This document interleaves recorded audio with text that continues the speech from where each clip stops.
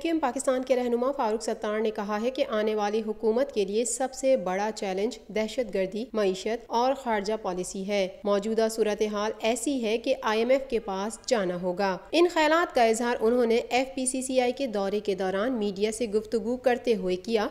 अच्छी माएँ देंगे, अच्छी कौम आएगी, अच्छी लोकल गवर्नमेंट देंगे, हम अच्छी इकोनॉमी आपको देंगे, but we have to complement and supplement each other. Farooq Sattar ने कहा कि अगर कोई गेम चेंजर है तो CPEC है। CPEC पर मुल्क की तमाम सियासी जमातें एक पेज पर हैं। 260 MGD 10 साल काम नहीं हुआ, 10 साल। हमने 2008 में ये मंसूबा बना दिया, डिटेल डिजाइनिंग कर दी, टेंडर डॉक्यूमेंट्स तैयार थे, 2017 में अवार्ड किया गया। हमारा कसूर नहीं है। ख्वाजा इजहार, इनके सारे साथी पीपल्स पार्टी के पीछे 10 साल तक पड़े रहे, लेकिन नहीं हुआ।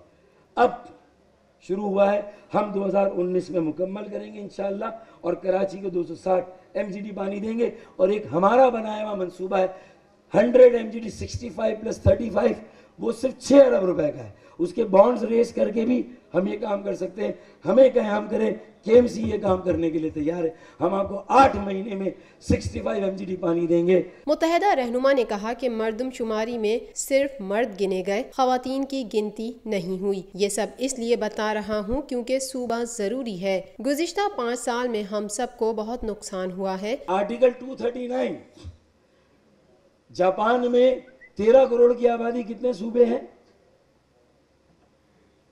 48। मलेशिया 3 करोड़ की आबादी, कितने सूबे हैं? 24। टर्की 8 करोड़ की आबादी, सूबे 80। ईरान 8 करोड़ की आबादी, सूबे 30। पाकिस्तान जब बना तब कितने सूबे थे? 1.5 करोड़ की आबादी, मगरबी पाकिस्तान की 3 सूबे, चौथा मशरकी पाकिस्तान था।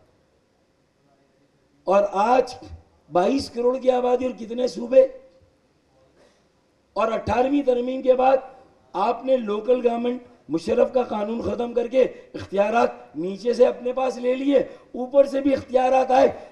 Provinces in Pakistan have literally become unwieldy, unmanageable and ungovernable. ये है हमारा मसला। फारूक सत्तार ने कहा कि हम हुकूमत में गए तो लाल बत्ती के पीछे लगा दिया गया। हमने अब ट्रक की लाल बत्ती के पीछे जाना छोड़ दिया है। हमने जो गलतियां की अब उन्हें नहीं दोहराएंगे। जहां हमारी गलतियां थी, गलत फैसले थे, हमें उनको भी सही करना है, क्योंकि शहर में हमारे बच्चों को रहना है। As a boomerang our wrong policies will come back to us. Education suffer की तो कोटा सिस्टम की वजह से भी की, और कुछ हमने भी बच्चों को इतना इंटेंसिवली एंगेज किया 24 घंटे यूनिट में बिठाकर। अब हम 24 घंटे ना बिठाएं, हम भी वर्किंग आवर्स रखें, हम भी अपनी ऑर्गेनाइज, हमने खाले फितरा, ज़कात, ये सब हमने अपने चैरिटी फंक्शंस बंद कर दिए।